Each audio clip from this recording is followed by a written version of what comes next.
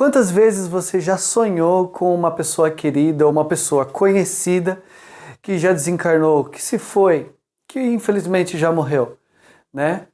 Ou até, vamos um pouco além, quantas vezes você estava ali acordado, acordada, e do nada, trabalhando, fazendo as outras coisas, e do nada vem aquela pessoa como uma pedrada na sua mente.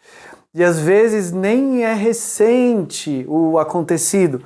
Às vezes é uma coisa que já estava se tornando algo que você já havia se acostumado, já havia até passado daquele período mais agudo do luto e do nada vem a pessoa na tua mente e aí fica e até causando possíveis sensações, trazendo à tona alguns sentimentos intensos e fortes durante o sono, né? Às vezes aquele sonho tão vívido, tão intenso que a ponto de fazer você acordar com essas mesmas sensações intensas. Quantas vezes isso já aconteceu com você? Ou com alguém muito próximo de você, né? Então, olha, o que eu quero falar com vocês hoje, até como se a gente estivesse dando uma continuidade para aquele vídeo que eu fiz sobre o Vale dos Mortos, né? Se você ainda não viu e eu lembrar, eu vou colocar num card aqui, mas tá aí no canal, é um vídeo onde eu estou descrevendo pela visão espiritualista onde ficam as almas que já desencarnaram e por que elas conseguem ainda interagir com nós, com a gente, aqui ainda no mundo dos vivos.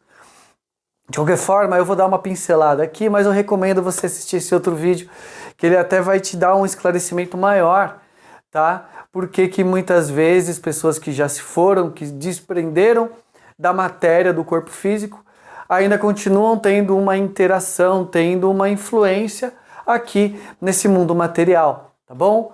Mas vamos lá, eu vou explicar rapidinho, né? E para isso você precisa, não que entender profundamente aquela coisa da reencarnação, da vida após a morte, mas pelo menos acreditar, senão eu acho que o que eu vou falar pode ser algo que não vai fazer tanto sentido para você. Mas para você que está aqui comigo e vai continuar ouvindo o que eu tenho para te contar, é o seguinte: uma vez que você desprende da matéria, né, sua alma que é imortal, ela fica, digamos, numa dimensão intermediária. E essa dimensão intermediária, ela é muito próxima, ela é intercalada, ela é sobreposta com a nossa. Isso faz com que o quê? Que por algumas sensações ou sentimentos muito intensos daquela alma que já desencarnou, ela ainda consiga ter algumas influências, alguma participação aqui. E uma das principais é por algum motivo emocional, como um apego, como uma saudade, como uma preocupação, tentar se comunicar com alguém que ainda está aqui, com alguém que ainda está vivo, ainda na carne, entendeu? Então, quando você é visitado num sonho ou até acordado, acordada, significa que aquela pessoa, aquela alma, aquela pessoa que te ama muito, ela está tentando às vezes te alertar de alguma coisa, ela está vendo você passando por algum momento, por alguma dificuldade, ou até vendo você ali ainda sofrendo pela perda dela. E ela tenta se aproximar, porque a mente ela continua como se um raciocínio como se estivesse viva ainda, de querer te abraçar, de querer conversar, de querer te acalmar, de querer te ajudar, de te tirar daquele sofrimento, como ela poderia estar fazendo se ela ainda estivesse na carne. E aí imagina até se ela vê você sofrendo por causa dela, digamos que seja um luto ainda muito fresco, muito recente. Então, geralmente, quando a alma desencarna, ela não vai logo de bate-pronto embora. Por quê? Porque tem toda essas amarras emocionais, essa conexão com quem ficou é muito forte, ela se mantém, às vezes ela se mantém por anos, tá? Se mantém por anos. Eu sei, eu vou comentar uma coisa aqui, existem doutrinas, religiões, que têm um hábito a criarem um altar para quem já morreu, ou terem um raciocínio. Eu já vi isso, já ouvi isso de algumas pessoas, de achar que quando a pessoa desencarna, que ela se tornou uma forma de anjo da guarda, e ficar pedindo para ela: ó, fulano, fulana, olhe por nós, proteja a nossa casa, proteja a nossa família. Gente, isso faz muito mal para aquela alma. porque ela deveria estar seguindo o rumo dela já para ser preparada para a próxima jornada, o próximo capítulo dela. E quando quem aqui ficou faz isso, está sem querer, mas eu deixo até como forma de aviso, não faça. Compreenda que aquela jornada daquela pessoa ela acabou apenas da forma que ela foi um dia, mas que ela é imortal e de que ela vai continuar o ciclo dela o quanto for necessário na jornada espiritual dela. Então, existem doutrinas que fazem altar, que até ficam servindo comida, tá? Não vou falar nomes de religiões nem nada, mas você já deve ter visto, né? E essa coisa de ficar achando que virou anjo da guarda, que, gente, não é assim. E isso faz muito mal para aquela pessoa que se foi, tá bom? Então, tomem nota sobre isso.